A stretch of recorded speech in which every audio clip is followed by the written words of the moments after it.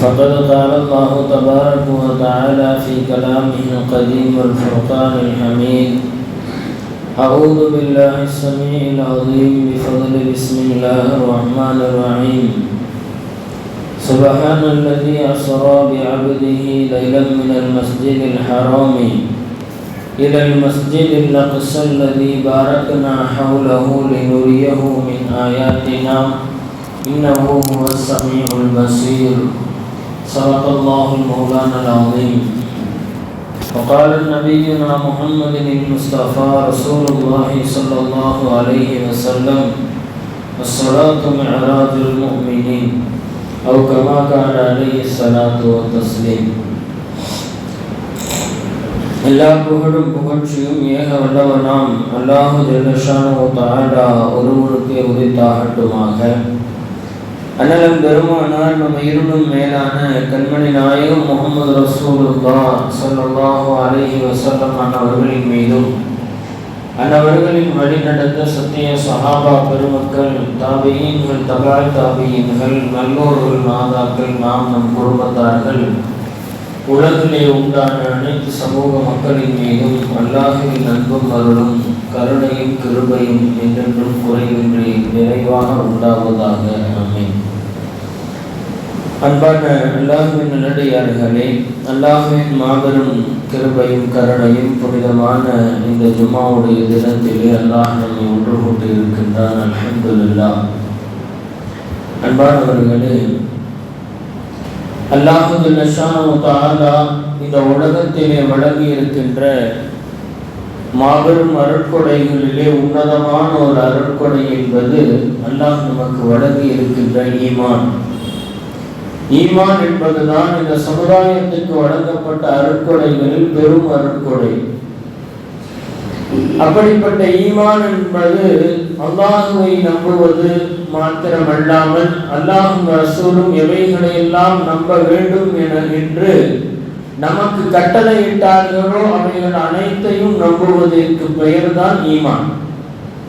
அல்லாஹுவையும் ரசூலையும் அவர்கள் எவைகளெல்லாம் நீங்கள் ஈமான் கொள்ள வேண்டும் என்று நமக்கு சொன்னார்களோ அவைகள் அத்துணை விஷயங்களின் மீதும் நம்பிக்கை கொள்வதுதான் ஈமான். நாம் கடந்த வாரங்களிலே சொன்னதை போன்று, தஃசீரினுடைய நாட்களிலே குறிப்பிட்டதை போன்று, ஒரு 7 விஷயங்களின் மீது ஒரு அடியான் ஈமான் கொள்வது கட்டாய கடமை. மலக்குகளின் மீது, வேதங்களின் மீது, நபிமார்களின் மீது நம்பிக்கை கொள்வது, நன்மை தீமைகள் அல்லாஹ்வின் புறத்திலிருந்து தான் ஏற்படுகின்றது என்ற நம்பிக்கை, மௌத்துக்கு பின்னால் ஒரு வாழ்க்கை இருக்கின்றது என்பதை நம்புவது, இப்படி உலக முடிவு நாள் ஒன்று ஏற்படும் என்பதை நம்புவது, இவைகள் அல்லாமல் இன்னும் பல்வேறு விஷயங்கள் இருக்கின்றது. கபருடைய வேதனை என்பது உண்மை என்று நம்புவது. ஒரு நல்லடியாருக்கு கபரிலே நல்ல நிலை இருக்கும், ஒரு தீய அடியாருக்கு கபருடைய நிலைகளில் வேதனை ஏற்படும் என்பதை நம்புவது, கபரிலே மலக்குமார்கள் கேள்வி கேட்பார்கள் என்பதை நம்புவது, அதற்கு பின்னால் மறுமையினுடைய எல்லா நிலைகள், இந்த உலகத்திலே இறுதி நாள் ஏற்படுத்தப்பட்டு அரிசின் நிழலிலே மக்கள் நிப்பாட்டப்பட்டு அவர்களுடைய அந்த மஹ்ஷர் பெருவெளியிலே நிற்க வைத்து கேள்வி கேட்கப்பட்டு சொர்க்கம் நரகம் எல்லாம் தீர்ப்பளிக்கப்படும். அதற்கு பின்பு நல்லடியார்கள் சுவனத்திலேயும் தீய அடியார்கள் நரகத்திலேயும் நுழைவிக்கப்படுவார்கள் என்பது வரைக்கும், அதற்கு பின்னால் சுவனத்தினுடைய எல்லா விஷயங்களும், நரகத்திலே வேதனை செய்யப்படுகின்ற எல்லா விஷயங்களும், இது அனைத்தையுமே ஒரு முஃமின் நம்ப வேண்டும். அப்படி நம்பினால்தான் அவன் பரிபூரணமான முஃமினாக இருக்க முடியும். ஒரு இஸ்லாமியன் சொன்னால் இந்த எல்லா விஷயங்களையும் நம்ப வேண்டும். இதிலே ஏதாவது ஒரு விஷயத்தை மட்டும் நான் நம்ப மாட்டேன், கபரிலே வேதனை என்பதெல்லாம் கிடையாது என்பது என்று யாராவது ஒருவர் ஏதாவது ஒரு விஷயத்தை மாத்திரம் மறுத்தால் அவருடைய ஈமான் குறையுள்ள ஈமானாக மாறிவிடும். அல்லாஹ் ரசூலும் எதையெல்லாம் நம்ப வேண்டும் என்று கட்டளையிட்டார்களோ அவைகள் அனைத்தையும் நாம் நம்ப வேண்டும். அந்த நம்பிக்கை தான் ஈமான். என்னுடைய அறிவுக்கு புலப்படவில்லை, நான் லாஜிக்காக யோசிக்கின்றேன், இதுவெல்லாம் எப்படி சாத்தியம், என்னுடைய அறிவு இதை ஏற்க மறுக்கின்றது என்பதெல்லாம் இஸ்லாத்தினுடைய நம்பிக்கைக்கு எதிரானவை. நம்முடைய அறிவு ஏற்றுக்கொள்ளாவிட்டாலும் மனித அறிவால் அதை நம்ப முடியாது. இப்படியெல்லாம் நடக்குமா என்று மனித அறிவு யோசிக்கின்றதே, அதற்கு அப்பாற்பட்டதுதான் ஈமான். இன்றைக்கு எல்லாவற்றையுமே லாஜிக்காக பார்க்கக்கூடியவர்கள், பகுத்தறிந்து ஆய்வு செய்து நாங்கள் நம்புவோம் என்று பேசக்கூடியவர்கள் இஸ்லாமிய மார்க்கத்தினுடைய பல்வேறு விஷயங்களை மறுப்பார்கள். ஏனென்றால் இஸ்லாமிய மார்க்கம் என்பது அல்லாஹ்வும் அல்லாஹ்வுடைய ரசூலும் காட்டி தந்தவைதான் இஸ்லாம். திருக்குர்ஆன் எதில் சொல்லப்பட்டிருக்கின்றதோ அவைகள் தான் மார்க்கம். அல்லாஹ்வும் ரசூலும் எதை நமக்கு கற்றுக் கொடுத்தார்களோ அவைகள் தான் மார்க்கத்தினுடைய விழுமியங்கள். இவைகளுக்கு அப்பாற்பட்டு என்னுடைய அறிவு இதை மறுக்கின்றது என்பதற்காக ஒருவன் ஒரு விஷயத்தை மறுத்தால் அவன் இஸ்லாத்தினுடைய வட்டத்திற்குள் வர முடியாது. அப்படிப்பட்ட ஒரு விஷயம்தான் நபிமார்களுக்கு அல்லாஹ் வழங்கிய முஅஜிஸாக்கள் என்று சொல்லப்படக்கூடிய அற்புதங்கள். அற்புதங்களை நம்ப வேண்டும். நபிமார்களுக்கு அற்புதங்கள் வழங்கப்படுகின்ற அந்த ஆற்றலை அல்லாஹ் வழங்கி இருக்கின்றான் என்ற நம்பிக்கை ஒரு முஃமினுக்கு வேண்டும். யாராவது அந்த அற்புதங்களை மறுத்தால் திருக்குர்ஆனினுடைய சில பகுதிகளை அவர் மறுப்பதற்கு சமமாகிவிடும். ஏனென்றால் திருக்குர்ஆனிலே பல்வேறு நபிமார்களுடைய அற்புதங்கள் பதிவு செய்யப்பட்டிருக்கின்றது. நபிமார்களுடைய அற்புதங்களை நான் ஏற்றுக்கொள்ள மாட்டேன், அது என்னுடைய அறிவுக்கு புலப்படவில்லை என்று ஒருவன் சொன்னால் அவன் முழுமையாக முஃமினாக முடியாது. அவன் இஸ்லாமிய வட்டத்திலிருந்து வெளியேறி விடுவார். ஏனென்றால் திருக்குர்ஆனினுடைய ஒரு ஆயத்தை அல்ல, ஒரு ஆயத்தினுடைய ஒரு பகுதியை மறுத்து விட்டானே, ஆயத்தினுடைய ஒரு சிறு வாக்கியத்தை நான் இது குர்ஆன் அல்ல, அல்லது இந்த குர்ஆனுடைய கருத்தை நான் ஏற்க மாட்டேன் என்று ஒருவர் சொல்லிவிட்டால் அவர் இஸ்லாமியராக இருக்க முடியாது. ஆக திருக்குர்ஆன் பல்வேறு அற்புதங்களை பொழிந்து வைத்திருக்கின்றது. பல்வேறு நபிமார்கள் இந்த உலகத்தில் அல்லாஹுவை மக்கள் ஏற்றுக்கொள்வதற்காக அல்லாஹ்வினுடைய அனுமதியோடு செய்த பல்வேறு அற்புதங்கள். அந்த அற்புதங்களில் ஒன்றுதான் மிஅராஜினுடைய இரவு. நபிகள் பெருமானார் ஸல்லல்லாஹு அலைஹி வஸல்லம் அன்னவர்கள் ஒரு இரவினுடைய சில மணி நேரங்களிலே 7 வானங்களை கடந்து இறைவனை சந்தித்து வந்த ஒரு அற்புதமான ஒரு நிகழ்வு என்பது இந்த முஅஜிஸாக்களில் இருந்து ஒரு முஅஜிஸா, அற்புதங்களில் இருந்தும் ஒரு அற்புதம். அதை யார் மறுக்கின்றார்களோ அவர்கள் இஸ்லாமிய வட்டத்தில் இருந்து வெளியேறி விடுவார்கள். நபிகள் பெருமானார் ஸல்லல்லாஹு அலைஹி வஸல்லம் அவர்கள் மாத்திரமல்ல, இதற்கு முன்னால் வந்த பல்வேறு நபிமார்கள் தங்களுடைய மார்க்கத்தை தான் அல்லாஹ்வை பற்றி எடுத்துரைப்பதை மக்கள் நம்ப வேண்டும் என்பதற்காக அல்லாஹ்வின் அனுமதியோடு அற்புதங்களை செய்து காட்டினார்கள் என்று திருக்குர்ஆனினுடைய பல்வேறு வசனங்கள் நமக்கு சொல்லித் தருகின்றது. ஹஜ்ரத் ஈசா அலைஹிஸ்ஸலாம் அவர்களுடைய அற்புதத்தை திருக்குர்ஆன் பேசுகின்றது. அவர்களுடைய தாய் அன்னை மரியம் அலைஹிஸ்ஸலாம் அன்னவர்கள் திருமணம் முடிக்காமல் எந்த ஒரு ஆணினுடைய துணை இல்லாமல் அல்லாஹ்வின் அனுமதியோடு வயிற்றில் குழந்தையை சுமந்து வந்த பொழுது அந்த ஊரார் தவறாக பேசினார்கள். அப்பொழுது அல்லாஹ் ஜல்லஷானு தஆலா ஹஜ்ரத் ஈசா அலைஹிஸ்ஸலாம் அவர்கள் கை குழந்தையாக இருந்த ஹஜ்ரத் ஈசா அலைஹிஸ்ஸலாம் அவர்களை அல்லாஹ் பேச வைத்தார். ஒரு கை குழந்தை பேசியதை யாராவது நம்ப முடியுமா? இன்றைக்கு அறிவை கொண்டு அதை யோசித்தால் நாங்கள் நம்ப மாட்டோம் என்று சொல்லுவார்கள். ஆனால் அது திருக்குர்ஆனினுடைய ஒரு வரலாறு, நம்பித்தான் ஆக வேண்டும். அதுதான் ஈமான். அந்த குழந்தை பேசிய ஹஜ்ரத் ஈசா அலைஹிஸ்ஸலாம் அன்னவர்கள் கை குழந்தையாக இருந்த பொழுது பேசினார்கள். கால இன்னி அப்துல்லாஹ், நான் அல்லாஹ்வின் அடிமையாக இருக்கின்றேன், நபியாக அனுப்பப்பட்டிருக்கின்றேன் என்று தன்னுடைய அல்லாஹ்வினுடைய அந்த அற்புதம், அந்த ஹஜ்ரத் ஈசா அலைஹிஸ்ஸலாம் அவர்கள் குழந்தையாக இருந்த பொழுது பேசியது அல்லாஹ்வினுடைய குதிரத்தின் வெளிப்பாடு. அது ஈசா அலைஹிஸ்ஸலாம் அவர்களுடைய அற்புதம். இது மாத்திரமல்ல, ஹஜ்ரத் ஈசா அலைஹிஸ்ஸலாம் அவர்களுடைய பல்வேறு அற்புதங்கள் திருக்குர்ஆனிலே பதியப்படுகின்றது. ஹஜ்ரத் ஈசா அலைஹிஸ்ஸலாம் அவர்கள் ஒரு மண்ணிலே பறவை செய்து அல்லாஹ்வின் உத்தரவோடு நீ பற என்று சொன்னால் அது பறந்துவிடும். ஹஜ்ரத் ஈசா அலைஹிஸ்ஸலாம் அன்னவர்களுக்கு ஒரு பெயர் மசீஹ் என்பதாக, தடவக்கூடியவர்.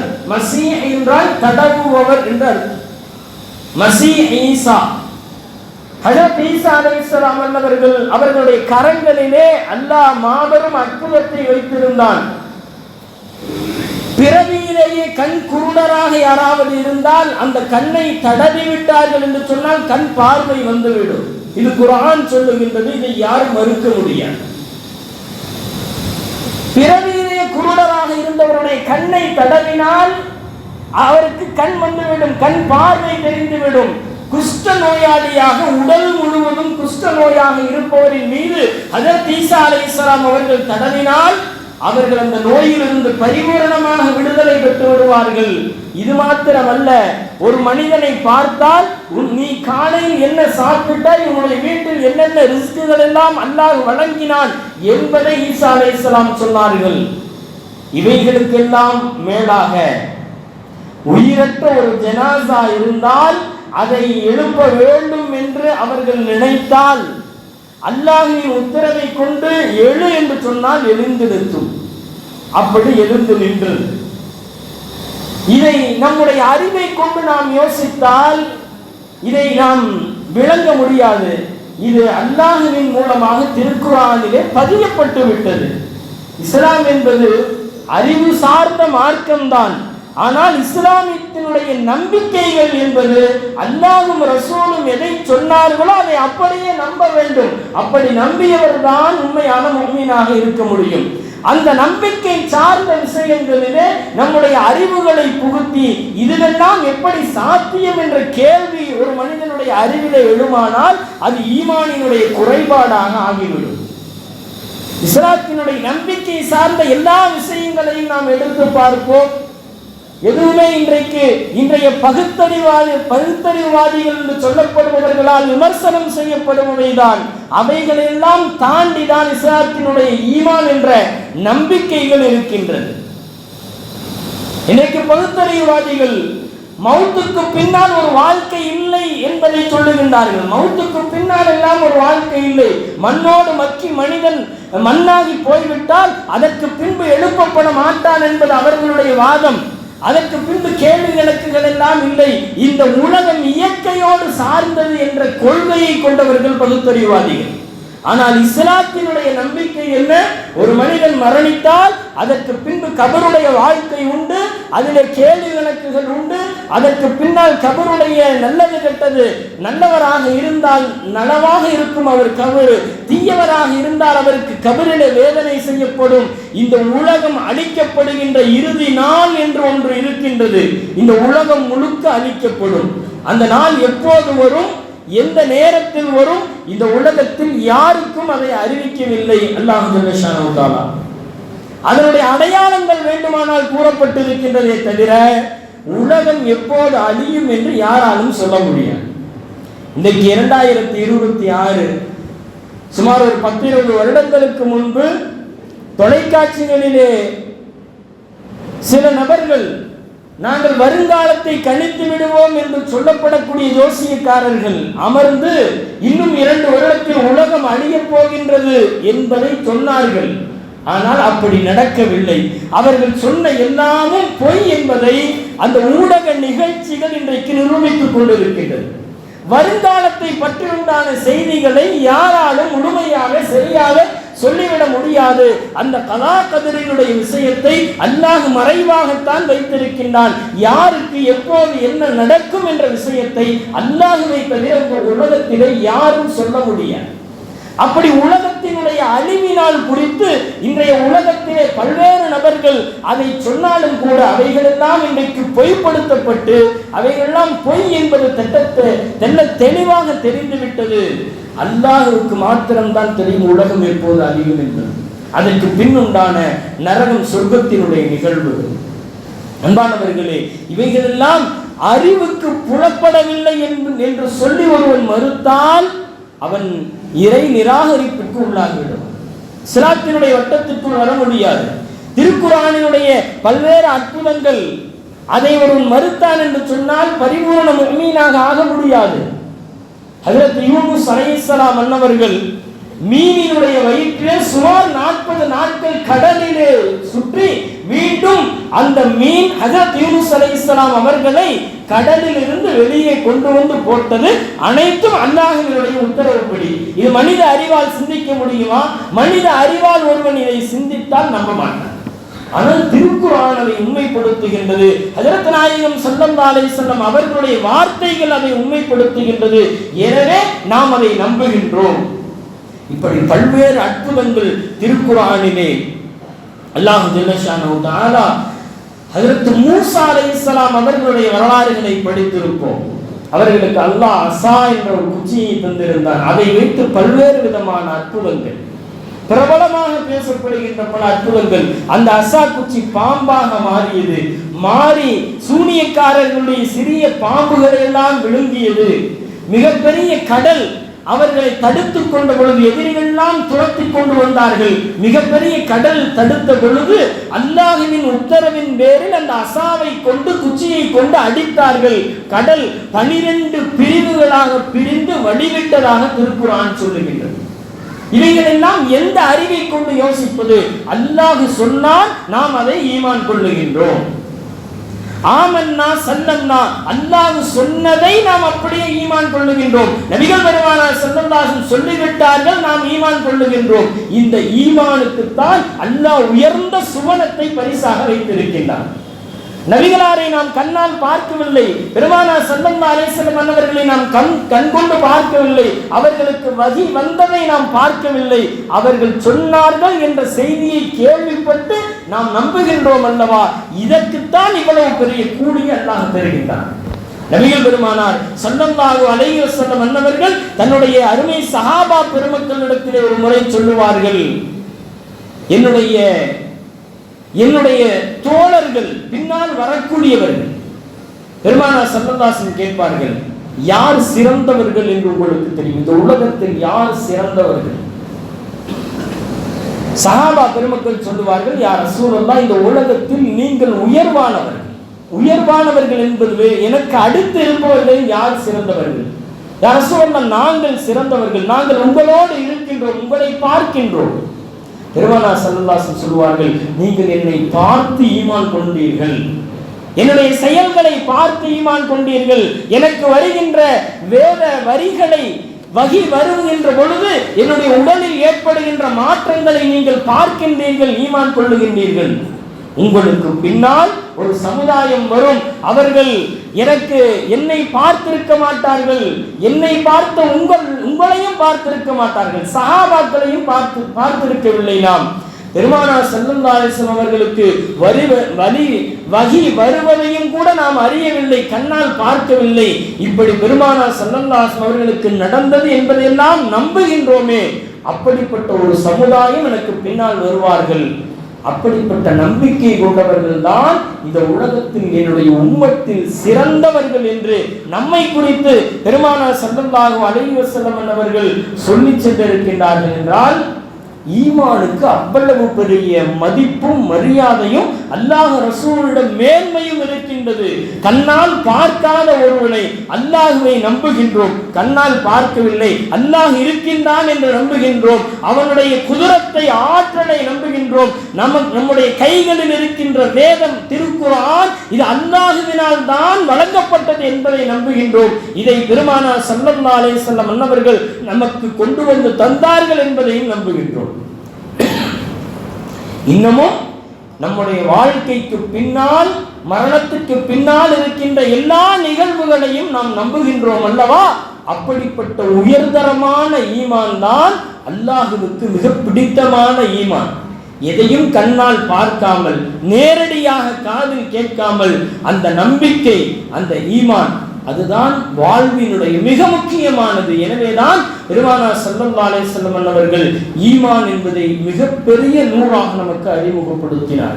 ஈமான் என்பது ஒரு முஃமினுடைய வாழ்விலே மிக முக்கியமானது. அப்படிப்பட்ட ஈமான் கொள்ள வேண்டிய விஷயங்களில் ஒன்றுதான் முஅஜிஸாக்கள், நபிமார்களுக்கு வழங்கப்பட்ட அற்புதங்கள். அந்த அற்புதங்களில் ஒன்று பெருமானார் ஸல்லல்லாஹு அலைஹி வஸல்லம் அன்னவர்களுக்கு வழங்கப்பட்டது. எல்லா நபிமார்களுக்கும் வழங்கப்பட்ட அற்புதங்களை விட நபிகள் பெருமானார் ஸல்லல்லாஹு அலைஹி வஸல்லம் அன்னவர்களுக்கு வழங்கப்பட்ட அற்புதங்கள் மிக பிரசித்தி பெற்றவை. எல்லா அற்புதங்களையும் விட மேன்மையானவை. எல்லா அற்புதங்களையும் விட கொஞ்சம் மேன்மையானவை நபிகள் பெருமானார் ஸல்லல்லாஹு அலைஹி வஸல்லம் அன்னவர்களுக்கு வழங்கப்பட்ட அற்புதங்கள். திருக்குர்ஆன் மாபெரும் அற்புதம். இந்த உலகத்திலே திருக்குர்ஆனை போன்ற ஒரு வேதம் இந்த உலகத்திலே எந்த நபிமார்களுக்கும் கூட வழங்கப்படவில்லை. உயர்வான வேதங்களாக பார்க்கப்படுகின்ற 4 வேதங்களிலேயும் கூட திருக்குர்ஆன் தான் மிக உயர்ந்த வேதம். அதை நம்ப வேண்டும். அதை நம்பினால் தான் ஒரு உண்மையான முஃமின். ஏனென்றால் மற்ற வேதங்கள் எல்லாம் கையாடல்களுக்கு உட்படுத்தப்பட்டு விட்டது, மனித கரங்களால் மாற்றப்பட்டு விட்டது மற்ற வேதங்கள். திருக்குர்ஆனினுடைய ஒரு வார்த்தையும் கூட, ஒரு எழுத்தையும் கூட யாரினாலும் இந்த உலகத்தில் மாற்றவில்லை, மாற்ற முடியாது. ஏனென்றால் இன்னா நஹ்னு நஸல்னா ذிக்ர வ இன்னா லஹு லஹாஃபிதூன், இந்த குர்ஆனை நாமே இறக்கினோம், நாமே அதை பாதுகாப்போம் என்று அல்லாஹ் திருக்குர்ஆனை பாதுகாக்கின்ற பொறுப்பை தன்னளவிலே அல்லாஹ் எடுத்துக்கொண்டான். எனவே திருக்குர்ஆனிலே யாரினாலும் கை வைக்க முடியாது. அது திருக்குர்ஆனினுடைய மாபெரும் அற்புதம். இவ்வளவு காலங்கள் தாண்டி ஒரு 1500 ஆண்டுகளாக ஒரு வேதத்தினுடைய ஒரு எழுத்தும் கூட மாற்றப்படாமல் ஒரு 1500 வருடங்களை கடந்து வந்திருக்கின்றது என்று சொன்னால் எவ்வளவு இந்த இஸ்லாத்துக்கு எதிராக, திருக்குர்ஆனுக்கு எதிராக பல்வேறு சூழ்ச்சிகளை செய்தவர்கள், திருக்குர்ஆனை ஒட்டுமொத்தமாக அழிப்பதற்கு பல்வேறு சூழ்ச்சிகளை செய்த பொழுதிலும் கூட இந்த திருக்குர்ஆன் இன்றைக்கும் பிரகாசித்துக் கொண்டே இருக்கின்றது. அது திருக்குர்ஆனினுடைய மாபெரும் அற்புதம். திருக்குர்ஆனின் இன்னொரு அற்புதம் என்ன தெரியுமா? திருக்குர்ஆனுடைய அதே வார்த்தைகள் 1500 ஆண்டுகளுக்கு முன்னால் நபிகள் பெருமானார் ஸல்லல்லாஹு அலைஹி வஸல்லம் அன்னவர்களுடைய அந்த அரேபிய உலகத்திலே பாலைவன பகுதிகளிலே எந்த ஒரு விஞ்ஞான வளர்ச்சிகளும் இல்லாத நேரத்திலே இருந்த குடிசை பகுதிகளிலே வாழ்ந்த அந்த மக்களுடைய பிரச்சனைகளுக்கும் திருக்குர்ஆன் தீர்வை தந்தது.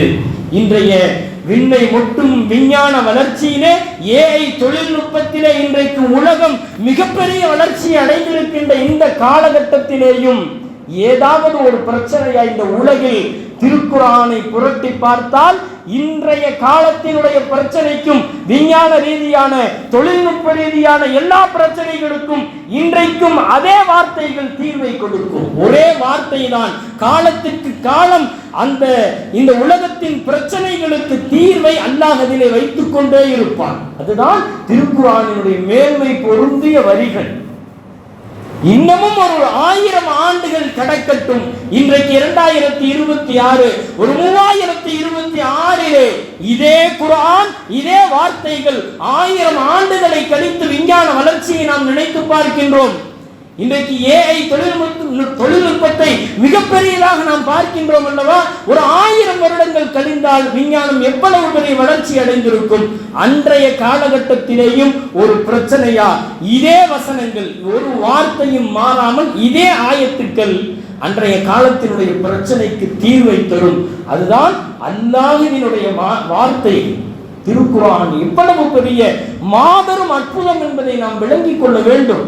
அந்த திருக்குர்ஆனை குறித்த விஷயங்களிலே நாம் பொதுவாக்காக இருக்கின்றோம். ஆனால் இன்றைக்கு விஞ்ஞான துறையிலே திருக்குர்ஆனை வைத்துத்தான் இன்றைக்கு ஆராய்ச்சிகள் நடைபெற்றுக் கொண்டே இருக்கின்றது. திருக்குர்ஆனை வைத்துத்தான் பல விஞ்ஞான பூர்வமான நிகழ்வுகள், ஆராய்ச்சிகளுடைய முடிவுகள் சொல்லப்பட்டு கொண்டிருக்கின்றது. அன்பான பெருமக்களே, முஅஜிஸாக்கள், அல்லாஹ்வினுடைய அற்புதங்கள் என்பவை மனித கரங்களால் உருவாக்கப்பட்டவை அல்ல. அது அல்லாஹ்வின் ஏற்பாட்டால் நடைபெறுகின்றது. எனவே அல்லாஹ்வினுடைய குதுரத்தினுடைய வெளிப்பாடு என்றைக்குமே பொய்யாகாது. அப்படிப்பட்ட முஅஜிஸாக்களில் ஒன்று நபிகள் பெருமானார் ஸல்லல்லாஹு அலைஹி வஸல்லம் அன்னவர்களுக்கு வழங்கப்பட்ட மிஅராஜ் என்ற அற்புதமான இரவு. மனித அறிவுகளால் நாம் அதை சிந்திக்க முடியாது. நாம் முன்னால் கூறியதை போன்று இந்த உலகத்தில் திருக்குர்ஆன் சொல்லுகின்ற அற்புதங்களை மனித அறிவுகளால் எடை போட வேண்டும் என்று நினைத்தால், பகுத்தறிவை கொண்டு சிந்திக்க வேண்டும் என்று முற்பட்டால், திருக்குர்ஆனுடைய பல வசனங்களை, பல சூறாக்களை நம் அறிவு மறுக்க முற்படும். பல வசனங்களை அறிவால் நான் சிந்தித்து விளங்கிக் கொள்கின்றேன் என்று விளங்க முடியாது. அந்த அறிவையும் தாண்டி அல்லாஹ் சொன்னால் நான் அதை அப்படியே நம்புகின்றேன் என்ற முடிவுக்கு நாம் வராதவரை நம்முடைய ஈமான் பரிபூரணமான ஈமானாக ஆக முடியாது. நாம் பரிபூரணமான முஃமின்களாக ஆக முடியாது. அப்படிப்பட்ட அற்புதமான மெஹராஜினுடைய இரவு பல்வேறு வரலாற்று ஆசிரியர்களால் மெஹராஜ் எப்போது நடந்தது என்பதிலே பல கருத்து வேறுபாடுகள் இருந்தாலும் பல்வேறு வரலாற்று ஆசிரியர்களால் கூறப்படுவது ரஜபினுடைய இந்த 27ஆம் நாள் மெஹராஜினுடைய தினம் நடந்தது என்பதாக. எப்போது வேண்டுமானாலும் நடந்திருக்கலாம், ஆனால் நடந்தது உண்மை. மெஹராஜை மறுத்தால் திருக்குர்ஆனினுடைய ஒரு வசனத்தை மறுப்பதற்கு சமம். அல்லாஹ் திருக்குர்ஆனிலே சுப்ஹானல்லதி அஸ்ரா பி அப்திஹி லைலம் மினல் மஸ்ஜிதில் ஹராமி இலல் மஸ்ஜிதில் அக்ஸல்லதி பாரக்னா ஹவ்லஹு லினுரியஹு மின் ஆயாத்தினா இன்னஹு ஹுவஸ் ஸமீஉல் பஸீர். இந்த வசனத்திலேயும் இன்னும் சில வசனங்களிலேயும் இந்த மெஹராஜினுடைய அந்த இரவை குறித்துண்டான செய்திகளை அல்லாஹ் சொல்லி தந்திருக்கின்றான். அது மாத்திரமல்லாமல் நபிகள் பெருமானார் ஸல்லல்லாஹு அலைஹி வஸல்லம் அவர்கள் பல்வேறு ஹதீஸுகளிலே தாங்கள் மெஹராஜுக்கு போய் வந்த நிகழ்வுகளை பல சஹாபாக்களின் வாயிலாக ஹதீஸுகள் அறிவிக்கப்பட்டுள்ளது. அப்படிப்பட்ட மெஹராஜினுடைய தினம் இன்றைய இரவு தினம். இன்ஷா அல்லாஹ் இன்றைய மக்ரிபுக்கு பின்பு மெஹராஜிலே என்ன நடந்தது, எங்கிருந்து பெருமானார் ஸல்லல்லாஹு அலைஹி வஸல்லம் கிளம்பினார்கள், கிளம்புகின்ற வேளையில் என்ன நடந்தது, பெருமானார் ஸல்லல்லாஹு அலைஹி வஸல்லம் அவர்கள் மக்காவிலிருந்து முதலில் எங்கே சென்றார்கள், அதற்கு பின்பு 7 வானங்களை எப்படி கடந்து சென்றார்கள், 7 வானங்களிலே நடந்த நிகழ்வுகள் என்ன, பெருமானார் ஸல்லல்லாஹு அலைஹி வஸல்லம் அவர்களுக்கு மெஹராஜினுடைய இரவிலே இந்த உம்மத்துக்கு 3 விதமான அருட்பாக்கியங்களை வாங்கி வந்தார்கள். அவைகள் என்ன என்பது குறித்து பல்வேறு தகவல்கள் இன்ஷா அல்லாஹ் இன்றைய மக்ரிபுக்கு பின்பு மெஹராஜினுடைய சிறப்பு பயான் நிகழ்ச்சியிலே தெளிவுபடுத்தப்படும். அல்லாஹ் ஜல்ல ஷானஹு தஆலா நம்முடைய ஈமானை, நபிமார்களுடைய முஅஜிஸாக்கள் குறித்து, அல்லாஹ்வுடைய குதிரத்தை குறித்த நம்முடைய ஈமானை அல்லாஹ் பலம் பெறச் செய்வானாக. நம்முடைய அறிவுக்கும் அப்பாற்பட்ட ஈமானினுடைய பல்வேறு விஷயங்களை அதை அப்படியே ஏற்று நம்பக்கூடிய, அதை நம்பி வழிபடக்கூடிய, அதை ஒப்புக்கொள்ளக்கூடிய மனப்பான்மையை நம்முடைய ஈமானை அல்லாஹ் அதிகரிக்க செய்து அருள்பாலிப்பானாக. வரலாறுகளை நம்முடைய அடுத்த தலைமுறையினருக்கு, மேராஜினுடைய வரலாறு என்றால் அதே 7 வானம் தாங்களா அஜத்து அப்படின்னு கேட்கிறவங்க இருக்கிறாங்க. அதே 7 வானங்கள் தான், அதே நிகழ்வுகள் தான். நம்முடைய அடுத்த சந்ததிகளுக்கு அந்த வரலாறை நாம் கொண்டு போய் சேர்த்தினோமா என்பதுதான் இங்கே கேள்விக்குறி. நம்முடைய குழந்தைகளுக்கும் அந்த வரலாறை சொல்லித்தர வேண்டும். காலம் இருக்கும் வரை மேராஜினுடைய நிகழ்வுகள் பகிர்ந்து கொண்டே இருக்க வேண்டும். ஏனென்றால் வரலாறுகள் பேசப்படவில்லை என்று சொன்னால், வரலாறுகள் வாசிக்கப்படாவிட்டால் அந்த சமுதாயம் வரலாறை இழந்து போகும் என்பது வரலாறு. எனவே அப்படிப்பட்ட உயர்ந்த வரலாறுகளை நமக்குள் பகிர்ந்து கொள்வோம். வல்லோர் அல்லாஹ் ஜல்ல ஷானஹு தஆலா நம்முடைய காரியங்களை லேசாக்கி தருவானாக. வஆஹிரு தஅவானா அனில் ஹம்துலில்லாஹி ரப்பில் ஆலமீன். அஸ்ஸலாமு அலைக்கும் வரஹ்மத்துல்லாஹி வபரகாத்துஹு.